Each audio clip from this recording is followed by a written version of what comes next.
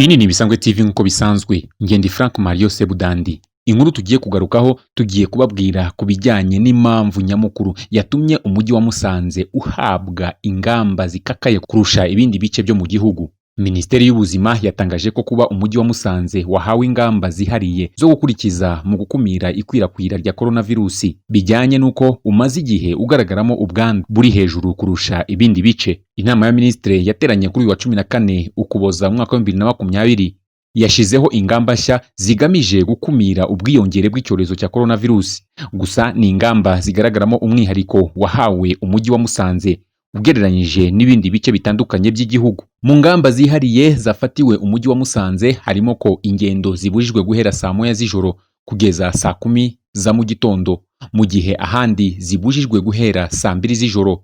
Harimo kandi ko inama zibujijwe mu gihe cy'ibyumweru bitatu uhereye ku itariki ya 15 Ukuboza mwaka wa 2020. Izi ngamba zigena kandi ko muri uyu mujyi imihango yo gushyingura itagomba kurenza abantu 30 mu gihe mu bindi bice by'igihugu ari 50. Umunyamabanga wa leta muri Minisiteri y'Ubuzima Dr Mpunga Tarcisse yabwiye Radio Rwanda ko Musanze yahawe umwihariko kubera ubwandu bumaze iminsi buhagaragara.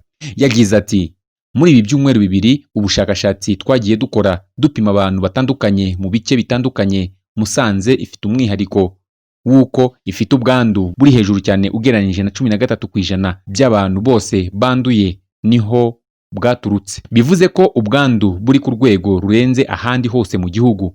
Izi ngamba zihariye za Musanze zagiyeho kugira ngo tugabanye ubu bwandu burusheho gukumirwa. Uretse kuba hari ubwandu bwinshi, Dr Mpunga yagaragaje ko Musanze ari umujyi uhuriramo abantu benshi ku buryo bishobora kuba intandaro yo kwanduzanya iki cyorezo. Ati Musanze ni umujyi wihariye mu busanzwe uhuriramo abantu benshi batandukanye, ari abava mu gihugu bose bakunda guhurirayo, hari n'abakorerayo inama zitandukanye. Ni umujyi w'ubukerarugendo ujyamo abantu benshi. Urebye ni umujyi uhuriramo abantu bambukiranya imipaka bava za Kongo bajya Uganda, Kenya cyangwa bava Uganda baza mu gihugu. Benshi bakunda kwinjirira muri Musanze.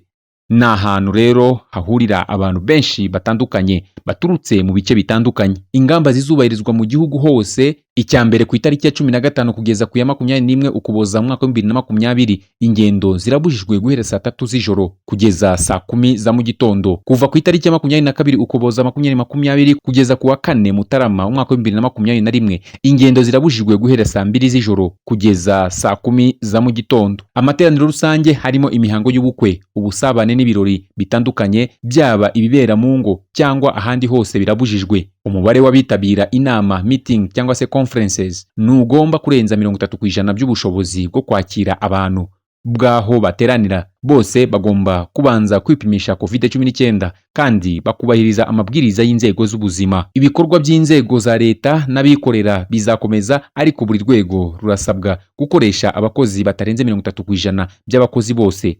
Abandi bagakorera mu rugo ariko bakagenda basimburana. Imodoka zitwara abantu mu buryo bwa rusange zemerewe gutwara 50% by'umubare w'abantu. Zemerewe gutwara kandi hakubahirizwa amabwiriza yo kwirinda COVID-19. Insengero zahawe uburenganzira bwo gukora kuko zujuje ibisabwa mu kwirinda COVID-19.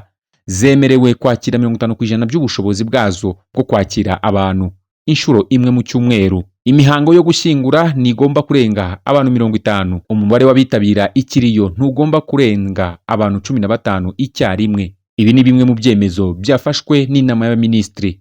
Iyi ni Ibisanzwe TV. Ngendi Frank Mario Sebudandi. Ubutaha tuzakomeza n'andi makuru agezweho.